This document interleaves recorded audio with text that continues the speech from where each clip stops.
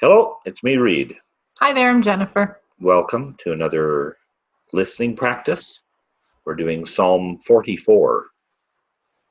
Well, today we will listen to the voice of God to each of us That's right. through Psalm 44 from the New Revised Standard Version today. That's right. You might want a listening book and a pen. If you're watching this by video, you will see the look of, oh my goodness, on my face because I forgot. But I'll get out my notes section on my phone so that I can make notes there. And you might want to get something too. A napkin, if that's all you've got nearby, Right. or a journal, or a piece of paper, or the notepad on your phone works really well too. Got all kinds of things on these, if you have one. Yeah. So listen along with us to Psalm 44, paying attention for a word or a phrase or an idea, something that the Divine Family draws your attention to. Yes. Shall I read? If you would. I'll start. So, listening. We have heard with our ears, O God, our ancestors have told us, what deeds you performed in their days, in the days of old. You, with your own hand, drove out the nations, but them you planted. You afflicted the peoples, but them you set free. For not by their own sword did they win the land, nor did their own arm give them victory. But your right hand and your arm and the light of your countenance, for you delighted in them. You are my King and my God. You command victories for Jacob. Through you we push down our foes. Through your name we tread down our assailants.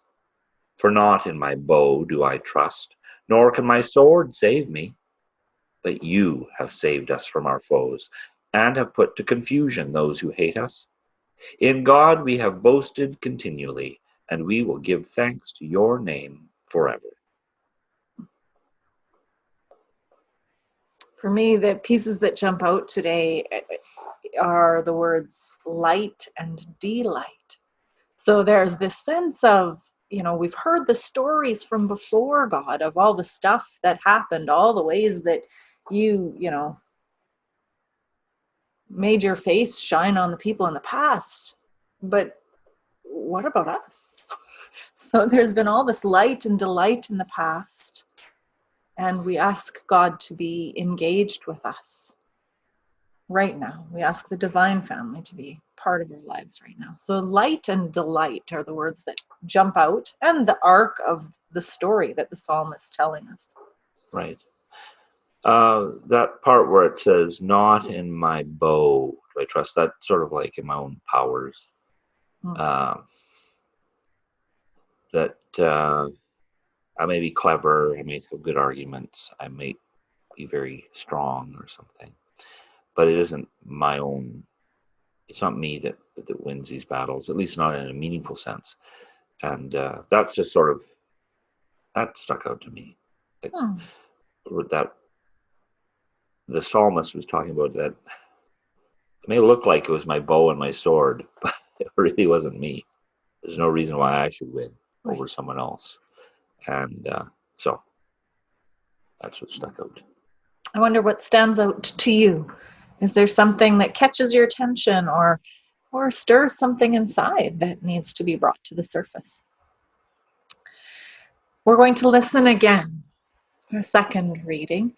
And as we listen this time, what are we paying attention for? We're listening again. God is going to speak, but it's going to be more of think of it as an invitation or an expectation for something. It's not just listening for anything. It's listening for something where God is calling you towards something, or maybe away from something. That's also possible. But it's a calling, and so there's action, I guess, of some kind, either in your mind or in your body, that God's calling you to. All right, thank you. We have heard with our ears, O God, Our ancestors have told us what deeds you performed in their days, in the days of old. You, with your own hand, drove out the nations, but them you planted. You afflicted the peoples, but them you set free. For not by their own sword did they win the land, nor did their own arm give them victory, but your right hand and your arm and the light of your countenance, for you delighted in them. You are my King and my God. You command victories for Jacob. Through you we push down our foes. Through your name we tread down our assailants. For not in my bow do I trust, nor can my sword save me. But you have saved us from our foes and have put to confusion those who hate us. In God we have boasted continually, and we will give thanks to your name forever.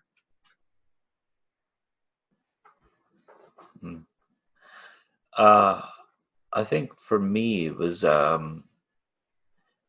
remembering or a hearkening back. It's at the beginning of the psalm. It talks about, we remember what our parents told us about all these great things you did, and that's a legacy. It's like the God was at work in the past, and God is at work now, and God will be at work in the future, and that. It sometimes, at least for me, is to get caught up in like what's happening right now and going like, where are you? What's going on? Why is everything so terrible? And forgetting that there is a legacy there of God's care in the past, and to look back and remember how God has worked in the past, and those times of when I was so grateful, even if I'm not very grateful right now. To remember back and say, I have been grateful. That's possible. Or, God did care for me. And that, I don't know, that really, I felt like God was saying, remember that even in the worst moments for you, that I will be there for you in the future. But I have been in there in the past. So you're not abandoned. That just was a reminder to remember, to remember. To remember. Yeah. The invitation for me again grows out of those words, light and delight, to come and sit in the presence of the Divine Family today, in the light of their countenance, and feel their delight in me. It doesn't change the circumstances of our lives. It doesn't necessarily change what's happened in the past or what will happen in the future. But it does create a space today where I can go to know that I'm loved, that I'm delighted in, just as I am. So I wonder, what do you hear? What invitation towards something or away from something is given to you today? We look forward to hearing from you if you get in touch. That would be great. We would love to hear from you. Yeah. Thanks for being with us today. And we'll hear from you or see you later. Bye-bye.